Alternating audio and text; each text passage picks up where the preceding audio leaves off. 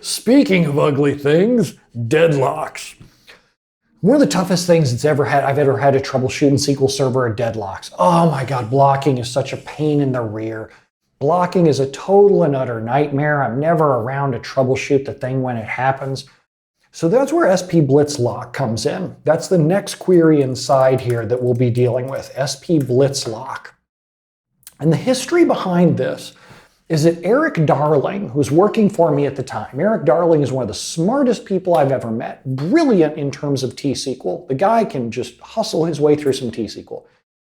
Eric Darling was getting ready to get on a plane to go to the PASS Summit, and he said, hey boss, he says, is there anything that, he wouldn't have used boss, he's like, is there anything that you want me to work on the plane? And I'm like, how about you write something to analyze deadlocks? We know that SQL Server has this system extended events health trace where whether you turn it on or not, SQL Server is constantly tracking all kinds of interesting health events that happen inside your server. One of them is a deadlock. You can get the deadlock graphs inside of the system health extended events trace, and you don't even have to do anything with it. Why don't you go look in there and see if you can pull out the deadlocks? He goes, okay.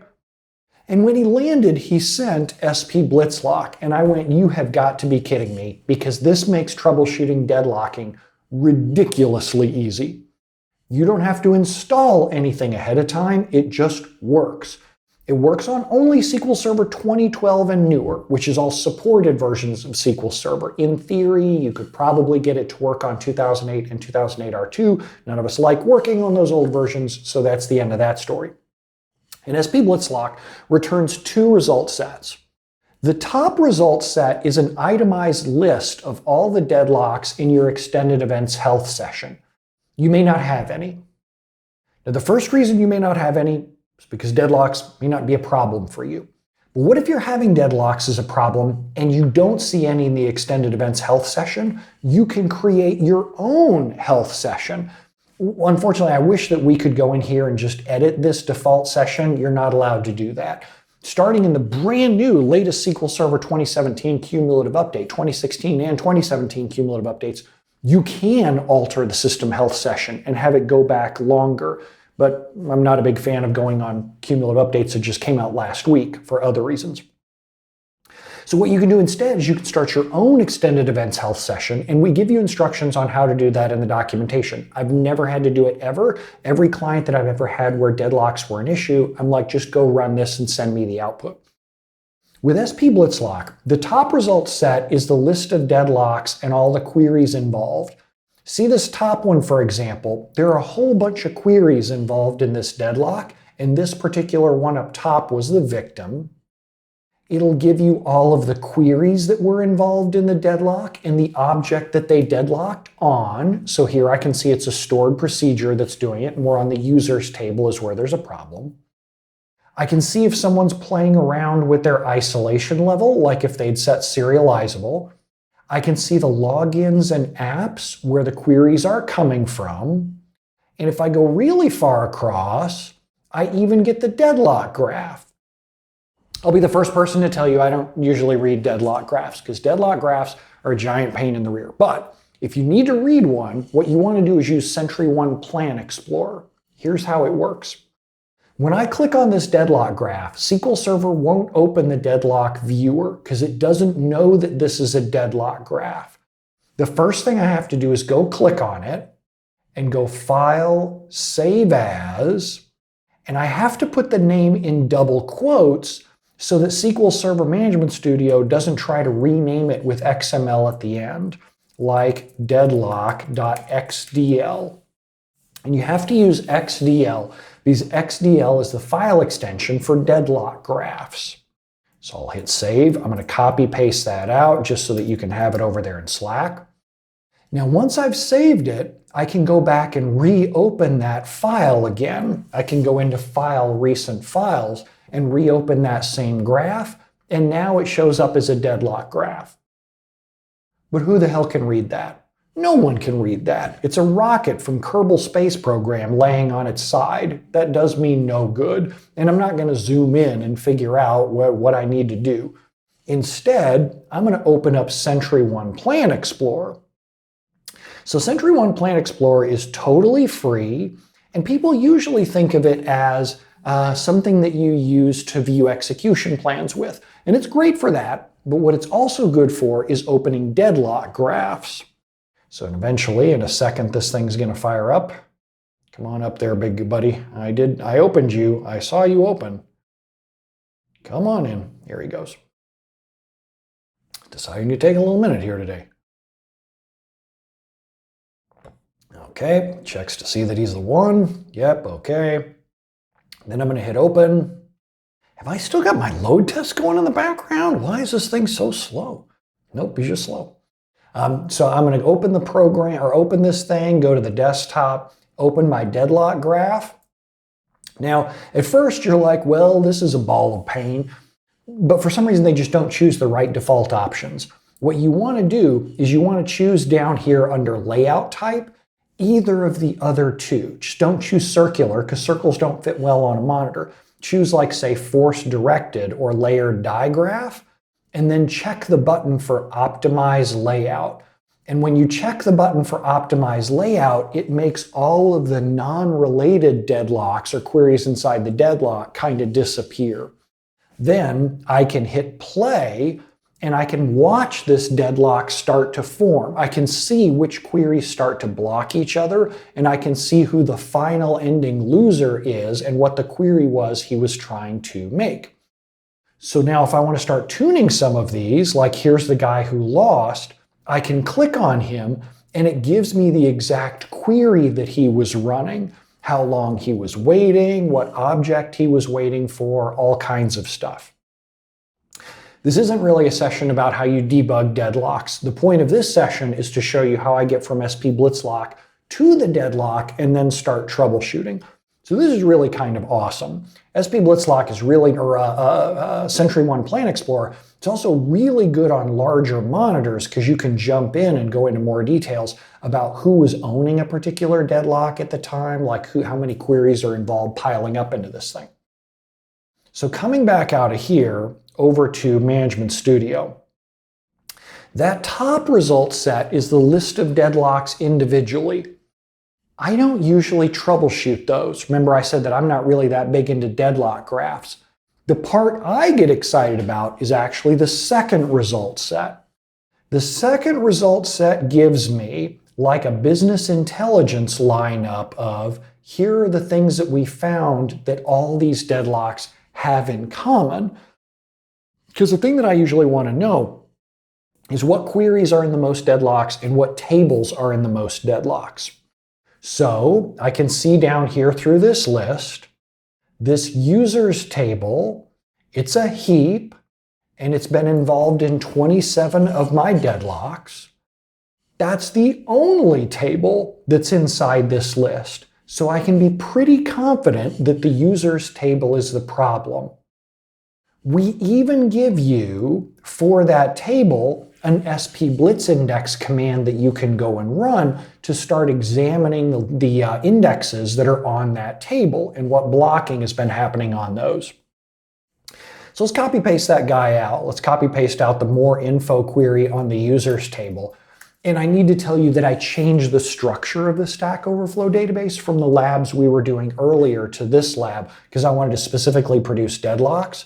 So earlier, if you were really super observant, you might have noticed that the users table had a clustered index before, and this time around it does not. This time around it's just a heap. Where SQL Server's in here, Clippy's yelling for, hey buddy, looks like you're querying indexes by ID a whole lot. Sure would help if you had an index on ID. And he's correct. When I'm dealing with blocking, whether it's deadlocks or blocking, remember how I said there was my guideline of 5 and 5? And if you have too many indexes, generally speaking, you're going to end up into problems because SQL Server has to grab locks across all the different indexes whenever there's a transaction. That's what happens when you have too many indexes. If you don't have enough, like none, like the scenario that we're seeing here, if you don't have enough indexes, then SQL Server has to scan the whole entire table to find the indexes that it wants. So some of you in your environments noticed when you were doing SP Blitz Index you got aggressive indexes warnings. If we see 0 to 3, and don't quote me on the numbers, I might be wrong on the exact number. If we say 0 to 3 non-clustered indexes, we call it aggressive under-indexing. And then if we see 10 plus indexes, we call it aggressive over-indexing. Now, it may be that you just have the wrong indexes on there, but we're trying to give you a rough hint that you either need to add more indexes on the table or take away some of the extra indexes inside there. So here in the event of this one, like the recommendation I'm going to have is that I'm going to come back out to my little breadcrumb file here. So deadlock troubleshooting with SP BlitzLock. So coming back over to the results set, I can see that the users, whoops, come on back. Users table was involved in all 27 deadlocks. Table is a heap with no clustered index. Wants and I'll go back over here so that we can see where we're getting this from. Wants, and we'll say Clippy. What a Clippy wants. Clippy wants an index on ID. He specifically wants a non-clustered index. Verdict, we're going to put a clustered index or clustered primary key on user's ID. I don't know which one it is yet. Remember, I'm still just building a health report of the stuff that I want to do at a high level. Queries, I may also look at queries. I may also look at what queries were involved in the deadlocks. So I got here by looking at the tables up top here. There are also queries as well. So here we give you each of the stored procedures that's involved in there, and then SP Blitz cache commands and SP Blitz query store commands, so that you can either look at their execution plans as they exist right now, or else go back into query store and see what their execution plans look like over time. So I may say, some of the queries involved with this are USP index lab 4, log, USP log post view, USP log user visit, and USP log vote. I'm going to say queries to investigate if the index change alone doesn't cut it. Because after all, I do have to say that as I keep hitting the Windows save instead of Control save, because that's what it is on a Mac. As a consultant, when given the choice between fixing the queries and fixing the indexes, I know when I used to be a DBA, I was all, you should fix your crappy code because your code's the real root cause of the problem. At the end of the day, it doesn't really matter whether you fix the queries or you fix the indexes. The users just want the pain to stop. The users want the screaming to stop. And if I can fix it with indexes, I'm kind of okay with that, because usually that's a faster route to success than trying to get vendors, especially, to change their apps. So a brief note about indexes, just since we're in here in the first responder kit type stuff.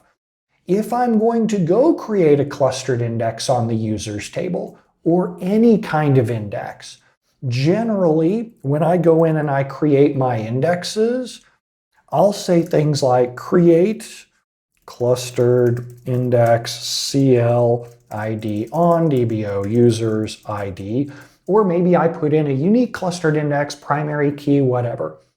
When I'm putting in indexes at Acme Industries, let's say we're dealing with, just to say, let's say that this is a third-party app and the customer is Acme. What I'll do is I'll say Acme underscore. So that way, when the vendor comes in and is like, your indexes, you made indexes in here, you're out of support, I can be, okay, watch this. And I'll just drop all the indexes that start with Acme, and then everybody's back to being supported again. Performance sucks rocks, but at least that way we're under support. And whenever the vendor support call is done, I can go back and put my indexes back in again. I used to use my initials. I used to use BGO, but then of course I don't really want to be in the blame game. I'd rather just call it Acme so that I can be like, oh yeah, we had this consultant who did that. I'm sorry, he totally incompetent, never should have. He had drool coming out of his mouth. It was a bad scene. We'll just drop those for you real quick. Anytime that I can pin the blame on someone else anonymous, I'm all about it. Especially when I have so many good stories about indexes in my poor clients. So that is SP BlitzLock. SP BlitzLock is right in the midst of having another couple of parameters added to do outputs to database. So the output to database is really brand spanking new. I wouldn't be surprised if you ran into troubles with it. I have never needed it, but the reason why it's there is that the default health trace just only captures so much data. So we had a couple of people who wanted to log it to disk like every 12 hours so that they could just then go back in without adding a new extended event session, just go in and go troubleshoot the deadlocks from there. SP BlitzLock is, I think, the only query in our entire suite where I never use parameters. Just exactly as is. This is all I ever need when I'm troubleshooting deadlocks.